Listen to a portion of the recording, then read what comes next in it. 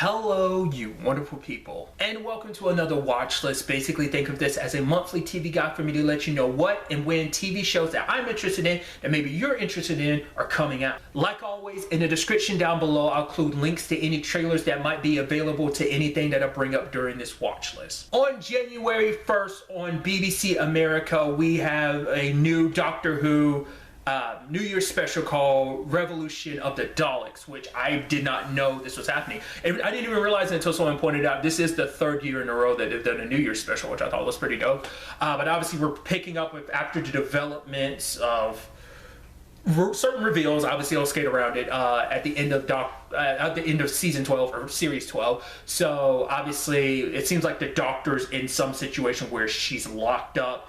You know, maybe it's something that happened while she was away from the others. Like, we don't have the context of everything from the trailer, but obviously it's going to be up to Graham, Yaz, and Ryan to kind of hold down the fort, like with stuff related to the Daleks, because it seems like the government has basically implemented Daleks as kind of like their new police force, and obviously things go wrong because no surprises to Daleks. But it's not just them. We've got Jack returning, which took me by surprise because I was almost thinking like, oh, like I didn't think they'd kind of jump on that for a New Year's special. But I'm like, oh, come on, Jack and the Doctor still haven't met after so long. Maybe they'll meet like at the end of this. I don't know, but it's gonna be interesting, obviously, seeing what the story has in store for them. But also it's like, obviously this is a lot of setup for, you know, what we could potentially expect from season 13 / series 13, about where the Doctor's story is going to go, and also where Graham, Yaz, and Ryan are going to be at the end of all this, because Jack talks about, like, you know,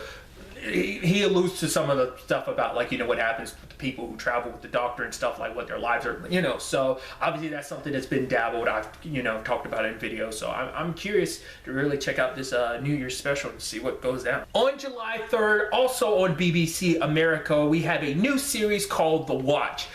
This series is actually based on, I think, a series of novels. I've never read the novels, so I'm not really well versed in this world. From what some people have said, criticism wise, I think certain people don't, it's not an exact depiction of like what the books are, because basically it's like, wasn't it like this world is on top of a turtle which was on the top of something else. It's a weird, like, fantastical world, and basically it seems like we have these characters who are like the Watch. I guess they're kind of like this, like almost like investigative, like police guard of, like, oh yeah, like there's shenanigans, like magic related, supernatural, like fantasy stuff happen. I mean, it's a fantasy world, but it's like, it looks like it's somewhat of a grounded world with fantasy elements in it to a certain extent. And it's like, oh, we're sitting to investigate stuff, like they're investigating a dragon that's burning stuff to the ground. And so it just seems like, hey, we're like the last line of defense. We investigate stuff, we look into stuff, we try to protect the city, and just shenanigans ensues. It seems weird, trippy, and once again, I keep using this word, fantastical, but it seems interesting. Once again, I've never read the book, so this will be my first introduction to the stories, but just from what we've seen so far, it seems interesting, so I'm excited to watch The Watch. Didn't even mean that. On January 4th on HBO, I believe HBO Max specifically, there's a new series called 30 Coins. It actually aired internationally. I want to say in Europe it's already aired completely, but obviously at least here in the US it's airing for the first time. But basically it seems like this priest and maybe other people associated with the church, one of them ended up being the actor who played Leto in Sensei. I was like, hey, but essentially it's this kind of horror supernatural series where it's like there's basically these 30 coins that Judas paid to the Romans and everything, and obviously if you collect these 30 coins, it's basically like you have all power. And so it's like we see like some demonic stuff from like it seems it's not just gonna be like a well, maybe it's just about demons, but then we see like this monster attacking like an ambulance or something like that. So it just seems like a very dark and scary series. Obviously not too much beyond like the 30 coins where the show gets its title from, but beyond that we don't really know too much of all that's going on. But from what we see, like I said, get a little Exorcist vibes, a little bit of Evil, which if you've never seen Evil, you should check it out. It's on Netflix. Get little vibes from that, but probably it's HBO, so probably get a little darker, a little bloodier, probably a little bit more messed up than you probably would on other networks. But still, it seems interesting. On January 10th on Stars, we have season 3 of American Gods, which I'm so pumped for. Obviously, I'm going to have to go back and rewatch season 2 because it's been a while. There's usually like 2 years in between each season. Obviously, the season kind of got pushed back because I think everything going on, or might have been other reasons why it got pushed back, but whatever the case may be. I'm excited. Like I said, I'm going to have to rewatch season 2 to remember everything, but I do know, obviously, we kind of get revealed last season, obviously, shadow circumstances and why Wednesday has such an interest in him. And, you know, obviously it seems like this season we're going to be pulling more into that, probably diving a little deeper, probably in Shadow's past, but also, like, you know, understanding where he stands in all of this, finding his place in all of this, you know, trying to deny his situation with Wednesday, but Wednesday's got his plans. Obviously, gods locked and loaded, both sides, old and new gods, you know, locking horns and everything. But just, you know, just from what we've seen, it just seems so interesting, and I'm so excited. For one, to have American Gods back, but also to see where this story goes, where Shadow's story takes him. Because I do, like I said, I remember certain developments of like, oh, certain characters not being around, you know, what kind of development that might have for other characters. I'll leave it at that. On January 12th on Fox, we have season 2 of Prodigal Son. Super pumped to have Prodigal Son back, especially with what went down in the season 1 finale. It's like, okay, the trailer I watched at the time did not touch on that season 1 finale. It was just kind of like other stuff. Obviously, Malcolm kind of going about his life, but still being kind of driven by the fact is, I'm like, yeah, still, you know, obviously Martin's like, oh, I got to get out of here. My boy needs me, which I think is interesting because I would think he would say someone else would need him more, but maybe they don't. I don't know. Because obviously, I think because of the nature of everything, they probably didn't want to. I mean, at least from what I saw, they didn't touch on like the season 1 finale. Shocker, stinger, if you want to put it. So I don't. They might be trying to avoid touching any of that storyline because they don't want to spoil that, you know, even with trailers. But I'm excited to see, you know, what cases they get to this season. I'm also curious to see, you know, obviously there's a whole like Danny and Malcolm situation that was set up and obviously heavily hinted at. But there's also, don't forget about Idrissa, you know. Also, all right, let's not forget Gil's not in the best situation. There's also the him and Jessica thing. Maybe we'll get to learn more about JT this season. A lot of moving parts that I'm very excited to have Prodigal Son back to see, you know, where this season takes us. On January 15th on Disney Plus, we have the series premiere of WandaVision, which I'm so pumped for. The trailers just look awesome. Obviously, you know, we've heard it all about the mix of kind of it being the sitcom with a little bit of a twisted, you know, fantasy, as like Wanda, you know, is, you know, her and Vision are being trapped in these, you know, sitcom era sitcoms, and obviously they're trapped in this neighborhood, but it seems like there might be other forces at play here, and it's going to be up to, you know, Wanda is kind of enjoying it, but what starts off as a dream might kind of, you know, slowly turn into a nightmare as other people get dragged into it, the neighborhood. Characters like Monica, Agent Wu, as well as Darcy. So I'm just so pumped to see, you know, what this story ends up being, where this story takes us with Wanda and Vision, as well as everybody else. It just seems like a very trippy ride. I've talked about it before. You know, it definitely has like Legion-esque elements to it. Obviously, probably not as off the. Well, who's to say if it's going to be as off the walls as Legion is? But regardless, I'm so pumped for this. On January 17th on the CW, we have season 2 of Batwoman, which I'm really pumped for. Obviously, you know, if you're unaware, Batwoman is going through some structuring. A new character is taking up the mantle this season, Ryan Wilder, and so it's going to be interesting for one to get to know this character, but also to see where the storylines pick up for all the other characters, because, you know, it's not just everything related to Kate, which that's going to be a running mystery throughout the season. It's going to be what happened to Kate, where did she go, you know, how it affects all these other characters, whether it be Mary, Jacob, you know, Luke, or even Alice herself. Obviously, like, she set up some plans of her own in season 1's finale, so it's like, what does that mean Where do those plans currently sit, and what kind of effect will they have on the long run? I'm interested, excited, in fact, to meet this new Batwoman, Ryan, and kind of find out who she is and what circumstances led her to becoming Batwoman, and what kind of Batwoman will she be, picking up this mantle. On January 20th, also on the CW, we have season 5 premiere of Riverdale, which I'm pumped about. Obviously, a lot of stuff was resolved last season, but obviously there's still some, open storylines. The biggest being, and it seems like this is the continuation we're leaning into, is everything with those tapes.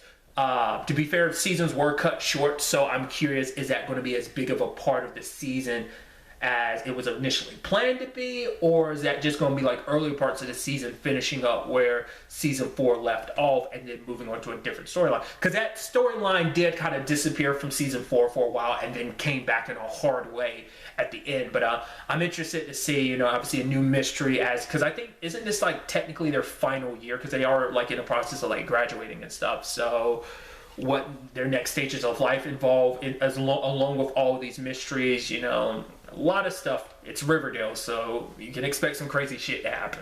On the same night, also on the CW, we have season 2 of Nancy Drew. Pumped about this as well. It's actually interesting because with the trailer I'd seen, like it was just mainly a short trailer, it doesn't touch on too much of, picking up directly after season 1, but I mean, I guess certain elements are, because obviously season 1 was cut short, like a lot of stuff, but most of everything in season 1 was resolved except for like the supernatural side of things, kind of being like, oh, there's still some open end to this, and you guys haven't escaped this as you were kind of hoping you had. So I'm sure we're getting even more of that next season. Obviously, like, Nancy found out some interesting stuff about herself and other characters last season, but more so stuff about her, and where that story takes us this season is going to be interesting. But obviously, like, a new case has found its way to her, and because I was curious, like, how much of the supernatural stuff was going to continue. I mean, considering the fact is we are continuing season 1 storyline, makes sense, but it seems like the supernatural stuff's in full swing as well. But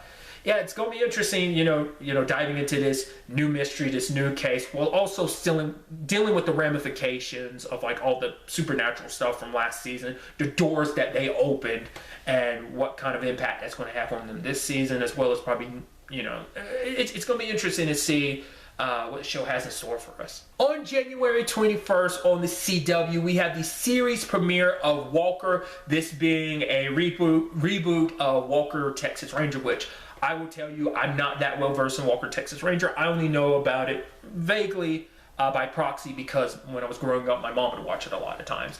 But I only knew about this just because I knew that this was the next project that Jared Padalecki was working on after Supernatural. What's also interesting too, I didn't notice until I saw the trailer, but his partner in the show is played by the actress who played Raven in the 100. I was like, oh, that's so dope. But it seems interesting, like, because I didn't know this about Walker. Apparently, I mean, not unless that's something they're doing just for this reboot, but I would assume it was in the original as well. I could be wrong. But basically, his wife dies, and it seems like it might be in an accident, but Walker feels like there's much more to it. Him trying to balance, being a Texas Ranger while also, like, dealing with his personal issues. Because I think he has a son. I think they have a kid. Maybe I'm mistaken. Definitely his brother is trying to get him to kind of move on with his life and not be so consumed by it. There's elements to this that definitely remind me of Riggs from Lethal Weapon, because I didn't remember that being part of Riggs' story until the TV show. So, but I'm interested to check it out. Like I said, I was never the biggest Walker fan. Like I said, I watched it from time to time with my mom, but that was about it. She was a much bigger Walker Texas fan than I was, but I'm still interested to check this out to see what the story has in store for us. What Walker discovers about his wife's death. Also on that same night, we had this season 3 premiere of Legacies. Super excited to have Legacies back. Obviously, after the season 1, season 2 ended, having to, like everything, had to be cut short. But obviously, Hope's current circumstances, and even the trailer didn't touch on it too much, but obviously it's going to be about trying to figure out what Hope's thing is. There's a whole Landon thing too about, like, okay, so like, obviously he learned a lot more about himself. Well, Landon's predicament's the way it is now, but obviously all the other stuff happening at the school, the whole situation with the necromancer, what that's going to look like this season as well. Just super excited to see, you know, what other supernatural creatures we might get a hold of this season, and also just what else ends up going down. On January 22nd, we have the return of the Blacklist. The Blacklist went on a bit of a hiatus, but we have it coming. Season 8 is returning with episode 3, which I'm pumped about, especially because season 8's episode 2 ended off with a, oh snap, where did this go? Red and Liz definitely not going to be on the best of terms right now, and what does that mean not only for Red's relationship with her, but also with the whole task force, because they're going to be backing her. Granted, she did some super shady stuff along the way, so it's like that's going to be a complication all on its own. I haven't seen the promo. I wanted to avoid it. I'm like, I don't want to know anything. I'm just going to go into this episode knowing as little as possible, but excited to have the Blacklist back. I was completely caught off guard when it took such a long break so early in the season, but I'm sure maybe there were circumstances behind that, but whatever the case may be, excited to have the Blacklist back. On January 24th on the CW, we have season 3 of Charm premiering, which I'm so pumped for. The trailers I saw didn't touch on certain storyline elements from season 2 finale, the whole Julian and his aunt situation.